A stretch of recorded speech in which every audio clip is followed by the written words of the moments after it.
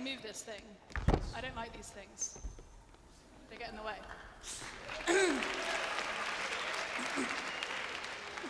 I once saw an opera, like literally once, and at one point in the opera, a guy was expecting this very large piece of scenery to move, and it just didn't move. And he broke out of Italian and he said, "In this theater, you have to do everything yourself," and he starts pushing this large piece of, I've never had the chance to do that in real life. So Professor Halverson is absolutely right, President Halverson, I should say, that his little brother is one of my favorite people in the world.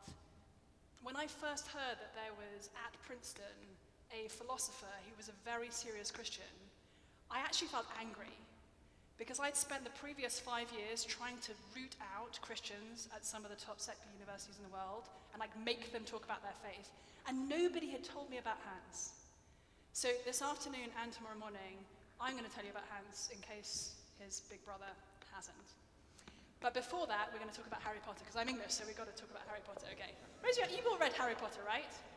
Like, if you haven't, then you actually probably should leave the room now, because I'm going to drop one hell of a spoiler. Sorry, a terrible spoiler. That wasn't even appropriate language.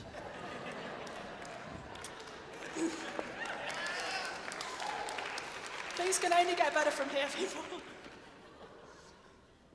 So if you remember in Harry Potter and the Half-Blood Prince, J.K. Rowling sticks a knife into her readers' hearts. Professor Dumbledore is the Gandalf of the series, the only man whose power for good can match Lord Voldemort's evil. But in the 6th book, a weakened Dumbledore stands at the top of the astronomy tower, surrounded by his enemies, and he appeals to Harry's teacher nemesis, Severus Snape, for help. "Severus, please." And Snape kills him. The scene is devastating. We never liked Professor Snape, but we hoped beyond hope that he was Dumbledore's man, and now his betrayal of his mentor is complete. It's only in the last book that we realize how wrong we were. When Harry extracts memories from the dying Snape's mind, do you remember that? And he pours them into the Pensieve, that magical bowl where you can dive into somebody else's past. And there we discover that everything that Snape has done has been driven by his passionate, hopeless, unrequited love for Harry's mother. We see Snape's anguish as Lily Potter is murdered by Voldemort, and how he thenceforth commits himself to Dumbledore. We hear Dumbledore telling Snape that he is dying from the slow workings of an irreversible curse, and makes Snape promise to kill him when the moment comes, and suddenly the meaning of "Severus, please" is reversed. When our non-Christian friends glance over at the Christian faith, they see an awful lot of things that look like Snape killing Dumbledore. They see a white-center religion with a history of racism and scriptures that condone slavery. They see an anti-intellectual mindset and a contradictory Bible that's been disproved by science again and again.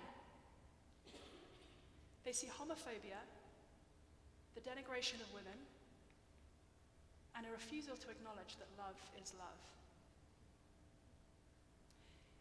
In this cultural moment, it's tempting to think that the sands are running out on Christianity.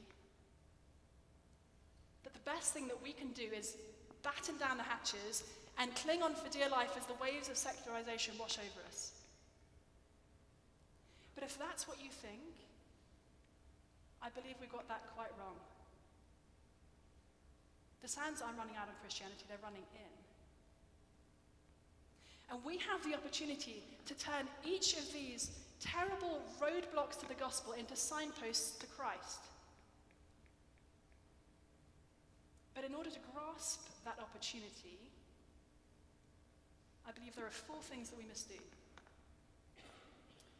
Number 1, we must reclaim diversity. Number 2, we must reclaim the university.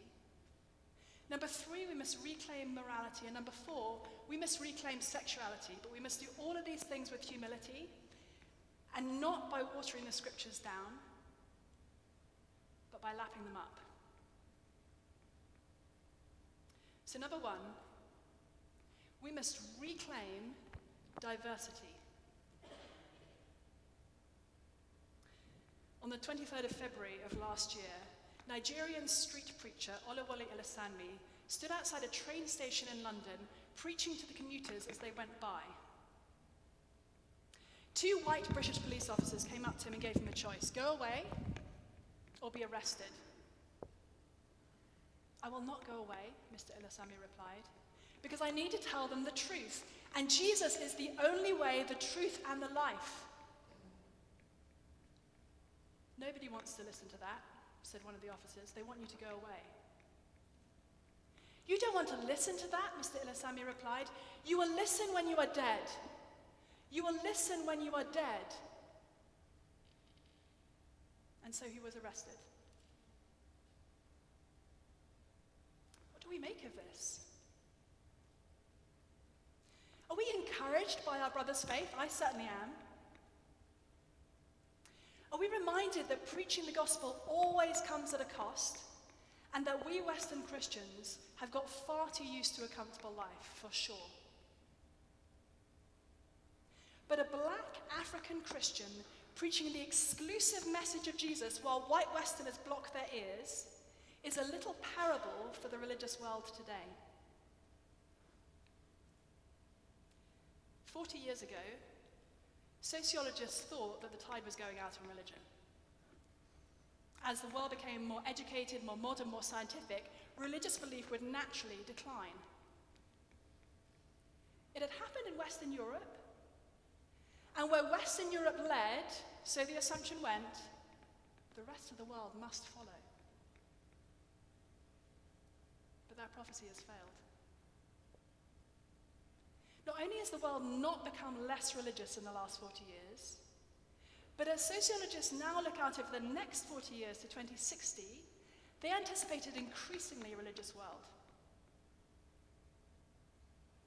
Right now, Christianity is the largest global belief system, with about 31% of the world identifying as Christian. And that is set to increase slightly to 32% by 2060. Islam is set to increase significantly from about 25% to 31%, making it a very close competitor with Christianity. Hinduism and Buddhism are both set to decline slightly. And the proportion of people who do not identify with any religious tradition, including atheists, agnostics, and people who just check none on the census, is set to decline from 16% to 13%.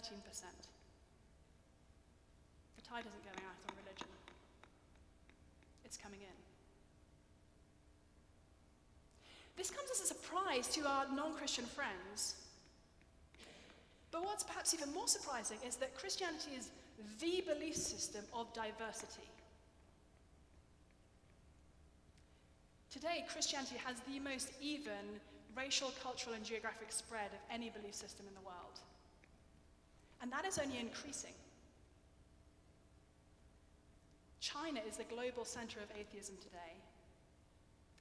But the church in China is growing so fast that experts believe that by 2025, there will be more Christians in China than in America, and that by 2060, China could be a majority Christian country.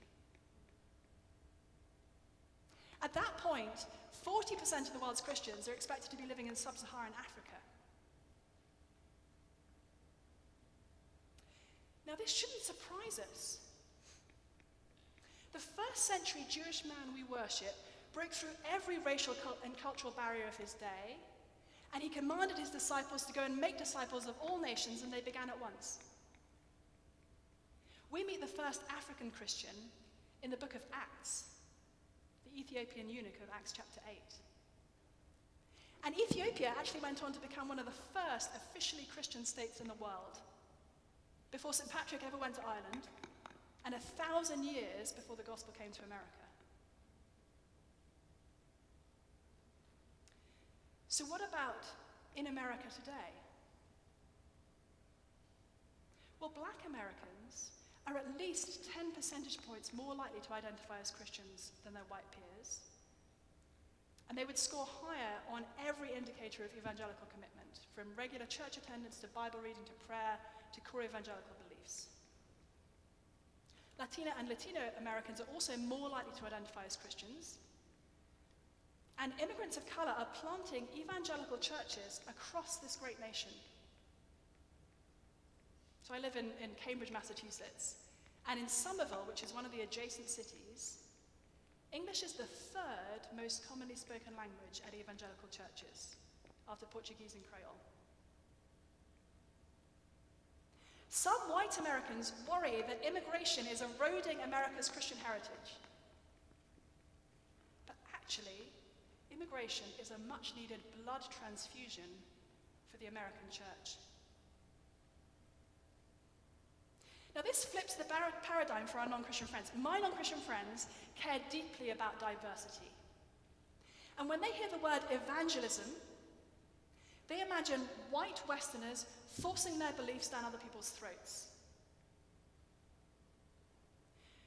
But when they realize that most Christians are not white Westerners, and increasingly most evangelists are not white Westerners either, the exclusive message of the gospel becomes harder to dismiss. You see, when Mr. Ilisanmi said to those white British police officers that Jesus was the only way, the truth, and the life, he wasn't saying, my culture's cooking is better than yours. He was saying, I was starving too, till I found bread. So let's reclaim diversity.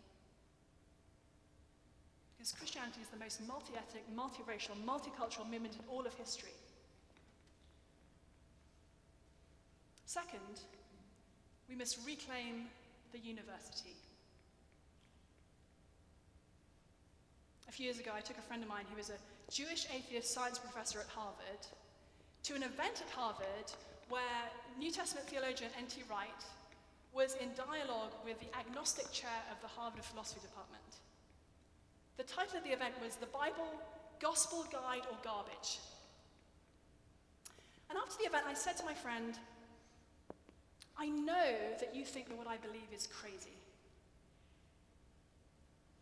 His then girlfriend, who was a much gentler soul than either of us, said, oh, I'm sure he doesn't think that.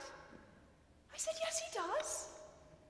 I believe that the entirety of human history revolves around a first-century Jewish man who died on a cross and was supposedly raised from the dead 3 days later. Crazy, right? My friend said yes. I said, the problem is, I think that you believe some crazy things as well. See, our non-Christian friends, they think that they are choosing between Christianity with all its crazy beliefs and a perfectly coherent secular worldview that does all the work that Christianity does for them without them having to believe in crazy things, but there is no such belief system. And in the next generation, the university in the West is going to have to start reckoning with Christianity again. Fan Gengyang is a leading sociologist of religion in China. And he argues that the university in the West is going to have to go through a paradigm shift, much like a scientific revolution, and he uses that language, when the failure of the secularization hypothesis comes home to roost. You see, for decades, universities in the West have been treating the idea that the world is becoming less religious, not just as a diagnosis, but as a prescription. It's not just what will happen, but what should happen. So what is going to happen when Western intellectuals discover that it hasn't happened? And that atheism, far from being the belief system of diversity and progress, is actually the belief system of white Western men and communist regimes. My friends, between now and when my kids are in college, there's going to be an earthquake in the university. Now this should excite us, but it shouldn't surprise us. Because Christians invented the university, and universities like Harvard and Yale and Oxford and Cambridge were specifically founded to bring glory to God. Christians have written some of the greatest literature of all time. Christians have dreamt up some of the greatest philosophy of all time. And what's most surprising, both to our non-Christian friends, but sometimes to us as Christians as well, Christians literally invented the modern scientific method, not as an alternative hypothesis to belief in God, but because they believed in a creator God who is both rational and free. Now, the person I've learned most about this from is your president's little brother, Hans Halvorsen. As President Halvorsen mentioned, Hans is a professor at Princeton University. He's probably one of the top 4 philosophers of science in the world, without any family bias playing in here. He legit is. And he argues that not only is it the case that Christians historically invented what we now call science, but that even today, theism provides a firmer philosophical foundation for science than atheism does. In fact, Hans says, atheism doesn't provide a philosophical foundation for science at all. If you come back tomorrow morning, we'll talk a little bit more about that. Now, are there complex theological questions that we Christians need to grapple with in light of modern science? For sure. But Christians have always been leaders in science, and Bible-believing Christians have always been on both sides of every supposedly science versus faith controversy. So let's not concede science to atheism. Instead, let's find the thousands of Christian professors at top universities across the world, and let's learn from them. Let's reclaim the university in this next generation, not as a hostile takeover, but as a homecoming. Because Christianity is an anti-intellectual. It's the greatest intellectual movement in all of history. Third, we must reclaim morality. I'm reviewing a book at the moment that is so big that it wasn't going to fit in my carry-on luggage, or I would have brought it to you to show you how fat it is.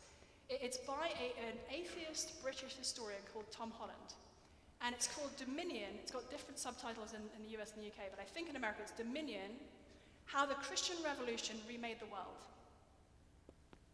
And in it, Tom Holland is making the argument that if you look back at the history of ideas, you will find that things that we today think of as self-evident moral truths, for example, that all human beings are equally valuable, or that people starving in the slums in Calcutta can make moral demands on us here now, or that men and women are equally morally valuable. These are not self-evident truths. These are specific inheritances from Christianity. And this is a historical case being made by a man who is not a Christian or even a believer in God. Last year, I reviewed a book by Notre Dame professor Christian Smith. I commend it to you. If you're on the slightly nerdier end, you don't have to be uber nerd, but just slightly nerdier, I commend this book to you. It's called Atheist Overreach, What Atheism Cannot Deliver. And it's a serious academic book. It's published by Oxford University Press. And in it, Christian Smith is examining the arguments of today's leading atheist and agnostic thinkers and asking the question, are they actually giving us compelling, rational reasons for their beliefs? In particular, their high moral beliefs in universal human rights and human equality, and the fact that we have an obligation to care for the poor and the weak and the marginalized. And this is what Professor Smith concludes. Atheists, it seems to me, are perfectly entitled to believe in and act to promote universal benevolence and human rights, but only as an arbitrary, subjective, personal preference, not as a rational, compelling, universally binding fact and obligation. In other words, what Smith is saying is that atheist intellectuals can say, I don't like rape, but only in the same kind of way that I can say I don't like olives. It's a subjective, personal preference, not a universally binding fact or obligation. Now, the fact that atheism does not ground our core moral beliefs, those beliefs that we would share with our least Christian friends today, That was a realization that dawned gradually for one of the few people who knew both me and my husband before we knew each other. My friend Sarah Irving Stonebracker is now a history professor in Australia, where she comes from. She was a convinced atheist when she went to Cambridge to do her PhD. She was a convinced atheist when she went to Oxford to do her postdoc. But while she was at Oxford, she went to a series of lectures by a fellow Australian and another Princeton philosophy professor, Peter Singer. Now, Peter Singer is a very smart man and a very consistent atheist, and he argues that we need to stop considering all human beings to be equally morally valuable simply because they're human, but that instead we should evaluate beings, human or otherwise, on the basis of their capacities. For example, their capacity to suffer or their capacity for self-knowledge and awareness. And by Singer's calculation, a human infant is less morally valuable than an adult cow. As my friend Sarah heard this, she experienced what she later described as a kind of intellectual vertigo as she realized that her atheism cut against her deepest moral beliefs. And that started a process which ended in her giving her life to Jesus. Now, we need to be very careful. We must never say to our non-Christian friends that we think that we are better than they are. We cannot come to Christ with our pride intact, and I don't think that we can share Christ that way either. I believe that Jesus came into the world to save sinners, of whom I am the foremost. And we must be very real and honest about the terrible sins and mistakes that Christians have made over the past 2,000 years. But we must also be real about two other things. First, we only recognize those as terrible sins and mistakes because of the belief system that Christianity has given to us and our non-Christian friends. And second, that despite all the failures and inadequacies and indwelling sin that you and I grapple with every day, and that you and I read about in the newspapers every day, as Christian after Christian disgraces the name of Christ with their behavior, despite these things, it is nonetheless the case that regular church attendance is well correlated with pro-social behavior. So if you look in America, people who go to church once a week or more give 3.5 times as much money to charity as their secular friends. They volunteer twice as much. They are half as likely to engage in domestic violence, and they're less likely to commit at least 43 other crimes. It's probably more than that, but only 43 actually other crimes have been assessed. So in a hurting world,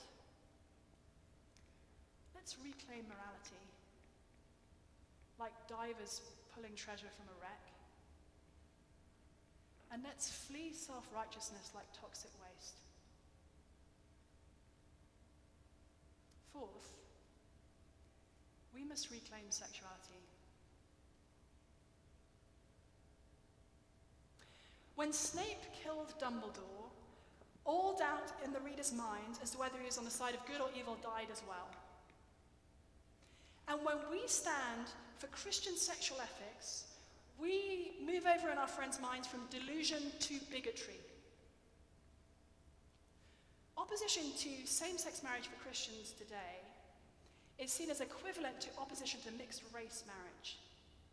It's morally repugnant, and it puts us on the wrong side of history. So how can we turn this devastating roadblock into a signpost to Christ? When Harry dived into Snape's memories, he found not a story of hate, but a story of love.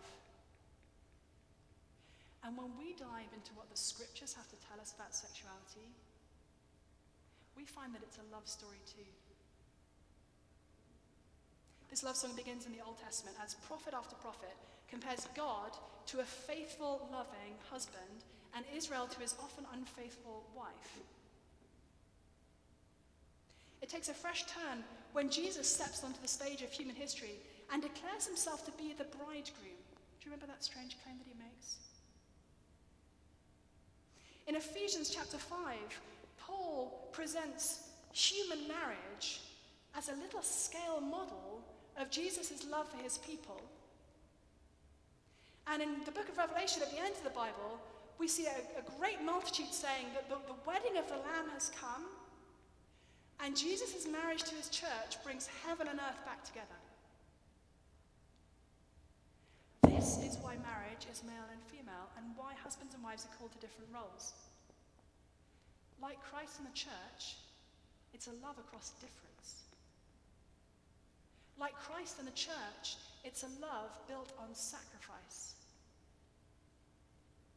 Like Christ and the church, it's a life-creating, flesh-uniting, never-ending, exclusive love. Marriage is meant to point us to Christ. But it's also meant to disappoint us.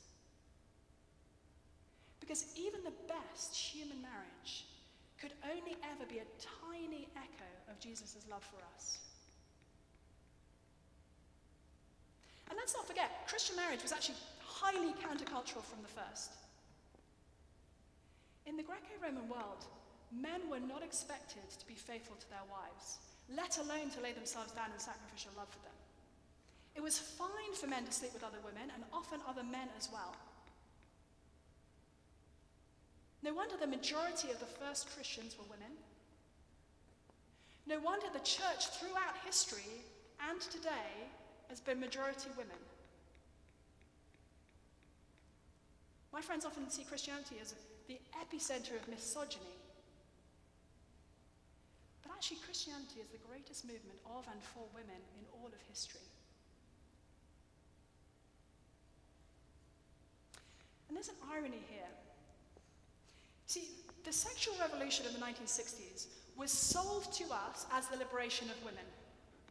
For centuries, men had been finding ways to sort of sneak around Christian marriage and have commitment-free sex. And great news, because of the pill, now women could as well. But despite advances in freedom and opportunity for women in the last 60 years, women's self-reported happiness in America has actually declined. Why is that? I believe that part of the answer is that commitment-free sex is a poison chalice. For both men and for women, stable marriage is correlated with multiple mental and physical health benefits. But for women in particular, actually increasing our number of sexual partners is correlated with decreases in mental health outcomes, including increased depression and sadness, increased suicidal ideation, increased drug abuse. None of this is to say that female sexuality doesn't matter, quite the reverse. But commitment-free sex turns out to be a poison chalice. There's a professor up at Dartmouth College near where I live who's not a Christian at all, and he did a study of sex and happiness. And one of his conclusions was that the happiness-maximizing number of sexual partners in the last year, you can tell he's an economist because he thinks in these terms, the happiness-maximizing number of sexual partners in the last year, guess what?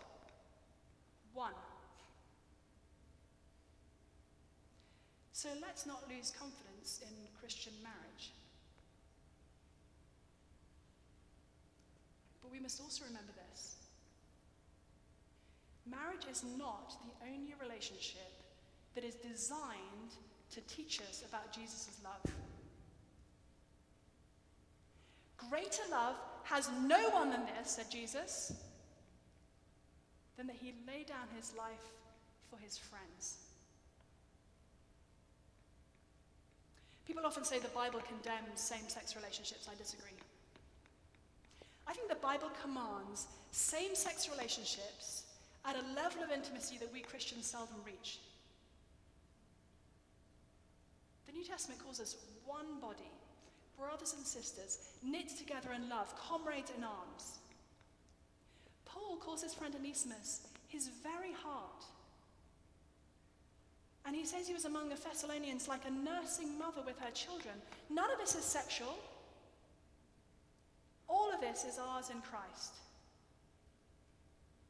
And if we're going to reclaim sexuality in this next generation, I believe we must reclaim fierce, abiding, non-erotic, non-romantic love.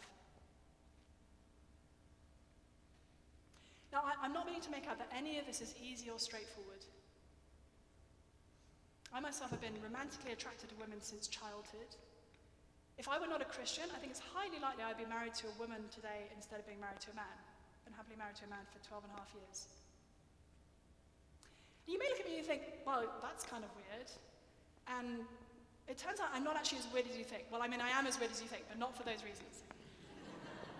I'm actually the most typical kind of same-sex attracted person, i.e. a woman who is attracted to people of her same sex, but not exclusively so to where she couldn't possibly have that kind of relationship with a man. Turns out about 14% of women experience same-sex attraction to some significant degree, but only 1% are exclusively attracted to other women. For men, it's about 7% who experience same-sex attraction and 2% who are exclusively attracted to other men. And what's more, there's good data to suggest that people's patterns of attraction can actually change in the course of their lifetimes, in either direction. The woman who's pioneered a lot of this research is a woman named Lisa Diamond, who's a professor of psychology at University of Utah. And she is herself a lesbian activist. And so some of the conclusions that she's drawn have actually been quite unsettling to her. But the way she summarizes things, she says, when we divide people into straight and gay, we're not actually cutting nature at its joints. We're kind of imposing some joints on a very messy phenomenon. Now, what does this mean for us? This does not mean that people don't experience persistent and unchanging patterns of attraction in the course of their lives. Many people do. Nor does it mean that we choose our attractions. We don't. But we do choose our actions. And in that sense, actually, every single person in this room is in the same boat. All of us at some point in our lives, whether it is daily or once a decade, are likely to experience attraction to somebody we're not married to. Am I right? Thank you. The question is not, will we ever be attracted to someone we're not married to? The question is, will we submit our attractions to Christ? And one of the ways in which we need to grow as a Christian community is to grow in the ways that we actually specifically love and support people who experience same-sex attraction.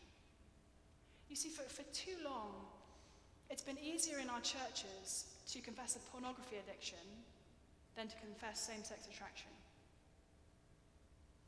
We've let our brothers and sisters shiver in the dark, thinking that they're weird and unwanted and unloved.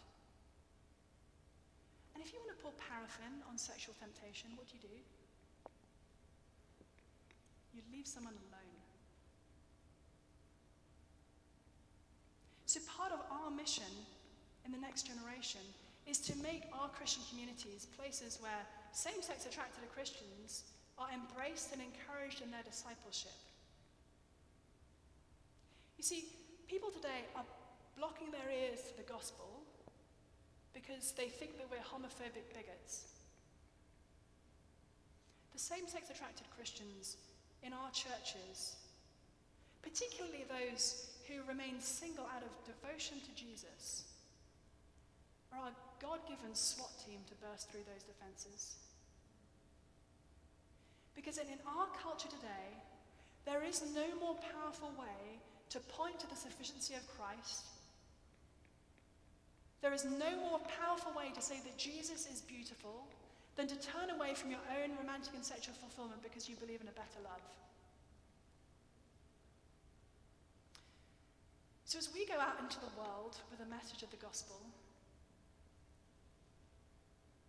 we must reclaim diversity, we must reclaim the university, we must reclaim morality, and we must reclaim sexuality, but we must do all of these things with humility.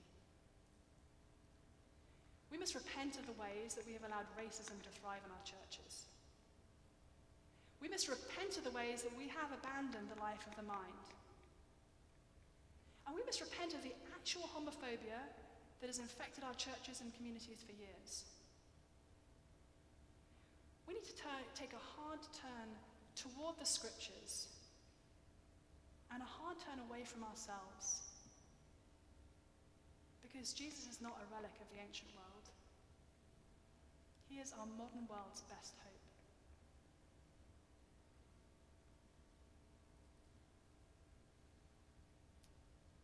I've said a lot of very controversial things quite quickly. So I'd love to hear questions, thoughts, objections, points of clarification from you guys. If you didn't understand a word I said because of my English accent, I'm terribly sorry. I asked the guys at the sound desk if they could just filter out the Englishness, but they said that was too hard. Other than just turning me off, muting, that would have been a thing. I think somebody has a microphone. Here we go. Can you talk more about how Christians retake the university? Sure, yeah. I think one of the things, it starts from the ground up. I have a 7-year-old, a 9-year-old, and a 1.5-year-old. And one of the things I want to instill in my kids is this idea that Christianity is the greatest intellectual movement in all of history. And one of the things that means is that it's not just okay for them to ask questions, it's actually vital that they do that.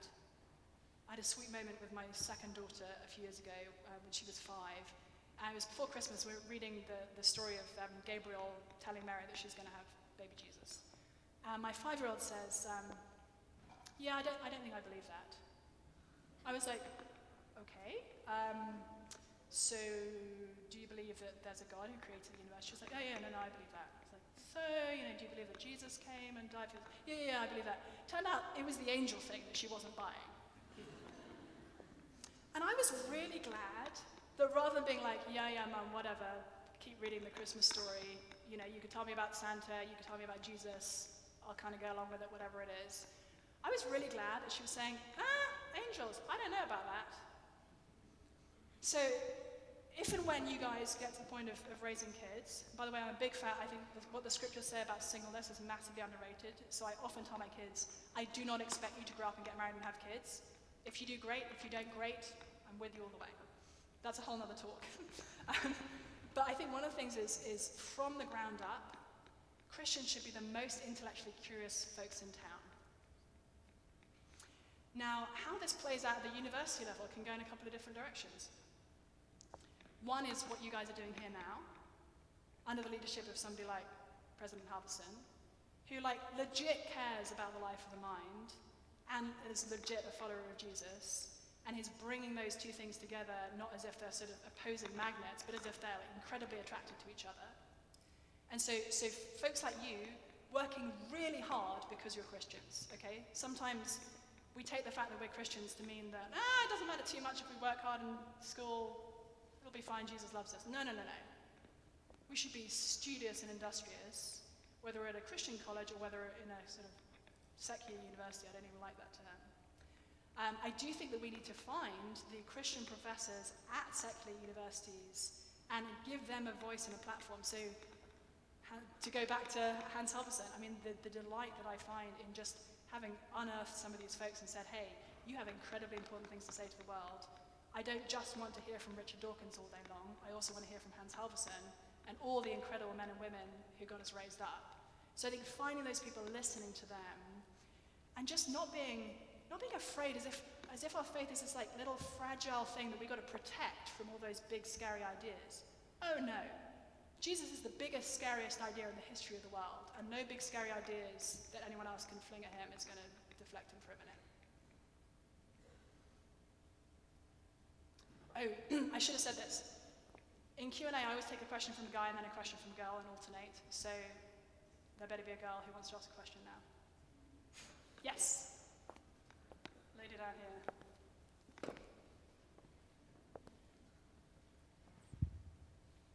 When you mentioned strong Christian community outside of marriage, one of the first things I thought of was literally last Sunday, my pastor was connecting with some of the college students, and he only gave his phone number to one of the guys that I go to church with. And I was kind of like, ouch, like, okay, you don't want to know me. But it was basically like this idea of like, well, he's a man, you're a young girl, like, we just want to like draw fine lines. So how do you think the kind of hyper awareness of like sexual abuse and exploitation plays into what Christian community looks like going forward? Yeah, that's a fantastic question. So one of the complexities that we have to navigate is the fact that there are and can be differences between cross-gender relationships of whatever kind and same-gender relationships of whatever kind. And actually, I think one of the reasons why God gives us boundaries in the scriptures and says, actually, 50% of the human race are just simply not available to you as sexual partners, like full stop under any circumstances. That is not to deprive us of something really good, it's actually to give us something really good. It gives us incredible freedom for a different kind of intimacy that we can have with folks of our same sex. And as I say, I think the Bible is very strong on that. I don't think that means that we can't also have friendships across, male to female. I do think that there are times where we need to be wise and sensitive towards each other in that. I don't know if you guys may have heard of the sort of Billy Graham rule, the principle that some Christian men have adopted of saying, I'm never going to be alone with a woman, whether it's because that's something that they might find problematic or whether the perception could be that that's problematic. And there are ways in which that has ended up, unfortunately disenfranchising some women, because often it's men who are maybe more powerful and senior, and so not granting access to those kinds of even mentoring relationships can be tough for women. So I think there are clearly kind of negatives that can come out of that approach. At the same time, I do think that we need to be real about our own weaknesses, and there are certain situations I wouldn't want to put myself in because of my knowledge of my own weaknesses. And to some extent, if somebody else is making that call for themselves, I'm like, good on you, brother. Like, I respect and affirm that. Now, I think, having said all those things, one of the beautiful pictures we have in the Bible is the idea of family. And unless something has gone terribly wrong in a family, which sadly it can, families are a place of non-sexual intimacy between siblings, between parents and children. And that is something that we, as a community, can model within the church and can kind of do together. Now, exactly what that will look like will depend on the culture and the context and the individuals. But I think leaning more into that idea of family and saying, hey, you are, like, I've never met you before, but you are actually my sister. And that means that you have some legitimate claims on me and vice versa. And the gentleman next to you is legit my brother. I'm assuming you guys are following the Lord. If not, we'll talk after. That means something. And so I wouldn't want to prescribe in a very specific situation, but I do think we need to do a little reframe in our minds of like, okay, we've got to fight for family in church. Yes. Oh, sorry. Yes, hi. So what does it look like in terms of helping and accepting people with same-sex attraction in terms of like everyday practicality? Because I know a lot of people personally who either are in same-sex relationships or have those attractions. So what does that look like in terms of everyday practicality of loving them but also being able to witness to them, give them the gospel, etc.? Yeah, great question. So it seems from the way you ended that question, you're talking about people who are not Christians versus people who are and who are like seeking to follow Jesus in community with us, which is a different kind of thing. Yeah, okay. So with friends of mine who are not Christians and who are in gay relationships of various kinds, first thing I have to remind myself is their problem is that they're not following Jesus, actually, not that they're in a gay marriage or a gay relationship. Like my happily heterosexually married non-Christian friends are just as lost as my happily gay married non-Christian friends. So, that's the sort of first thing, that we need to not have this two-tier system in our minds. I think the mantra love is very powerful, and I want to use it positively for a second to say, we all know how to love people, right? And we extend that kind of love then to friends who are in gay relationships. It means listening to people, it means laughing at their jokes, it means inviting them over for dinner, it means spending time with them, it means all the things that love means. But I think it also means us thinking through, okay, what is the gospel message at the heart of what the Bible says about sexuality? And I tried to touch on some of that a few minutes ago, because we often think, oh, I want to tell my friends about Jesus, but I really hope they don't ask me anything about sexuality, because that's just, I kind of know the Bible says no to some things, but I don't really know why or how that connects up, and it just seems like a thing getting in the way of this gospel conversation. And I almost want to say, actually, the Bible's sexual ethics are at heart a proclamation of the gospel. Because it's really about Jesus and his church. I mean, if you think about it, God could have created just one kind of human. And he could have had us amoebas who self-replicate. Or every 20 years he could have just created a fresh batch of humans out of nothing. Instead, he created male and female, and he created the possibility of sex, and he created babies to tell us something about himself. And we're much more familiar with the idea that the metaphor of fatherhood in the Bible teaches us about God's relationship with us than we are with the idea that the metaphor of marriage teaches us about Jesus' love for us.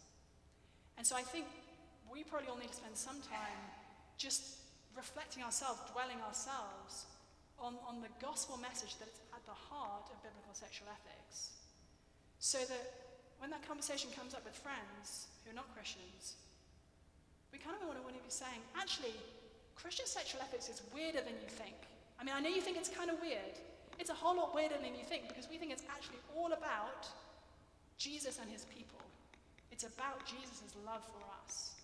And none of Christian sexual ethics really makes sense without that at the center. Next. I need a lady. I'm relying on somebody to tell me when this stops. Okay, I'm just going to keep going, otherwise hours we could go here. So I was curious with the same question. What about when you're dealing with Christian friends who deny that homosexuality is against the scriptures? Yeah. How do you deal with relationships like that, I guess? Yeah, that's a very good question and a really hard one. So again, the starting point is love. But let me explain. Sometimes we think as Christians, love to another person means telling them that we think what they're doing is right, and never actually challenging them. That is not what Christian love means. See, one of the responsibilities we as Christians have toward each other, and I experience this in my daily life with close friends, is gently calling out each other's sin. Now, we do this in all sorts of areas of life, or we should be doing this. We should be saying to people, hey, because I love and care about you, I've sort of noticed that there's this thing happening in your life that doesn't seem to me to be aligned with your Christian beliefs. And because I love and care about you, I want to help you sort of think through that and navigate away from that. Now, that's something that's particularly tricky for us to do in conversation with a friend who experiences same-sex attraction and has either decided to pursue that or is sort of considering pursuing that as a Christian. But it's actually vital that we do, because the most undermining thing that a straight Christian can do to a same-sex attracted Christian is tell them that the Bible doesn't really say what the Bible does in fact say. We are not loving a friend by saying, yeah, actually I think if you look carefully at the Bible again, you will find that same-sex marriage is okay for Christians. Funnily enough, I don't know if anybody was here, went to an event last weekend with my friend Rachel Gilson, who was speaking about some of these issues, I think, to a smaller group here. And Rachel has a really interesting story. She came to Christ when she was an undergrad at Yale, having grown up in an atheist or totally non-religious family, after her girlfriend of several years broke up with her. And she was completely devastated by this. And it kind of got her thinking about the big questions of life. And she went to talk to two friends who identified as Christians. They were the only people identifying as Christians she knew. And they were a lesbian couple, and one of them was training to be a Lutheran minister. And so my friend went to them and said, like, hey, clearly you guys have this figured out. Can you help me? Because I'm sort of getting vaguely interested in maybe this Jesus thing. And her friends gave her this packet of information about how really the Bible doesn't say what Christians have always said it says about same-sex sexual relationships. And it's all been a big misunderstanding. So Rachel goes back to her room, reads this packet. She's like, this looks great, so excited. Maybe I could become a Christian. And then she started looking up the Bible passages that this booklet was referencing. And she was like, oh, this doesn't add up. Now that was 16 years ago, before she learned Greek and Hebrew. She now reads the Bible every day in Greek and Hebrew, and she is even more convinced now that the Bible really does say what Christians have been saying it says for the last 2,000 years. And at times in her early discipleship, when she was falling into sexual sin, what she needed from her friends was grace and truth. She did not need to be hit over the head and sort of told that she had failed and to be rejected. But she also really didn't need her friends to say, well, maybe this isn't such a big deal. She needed grace and truth.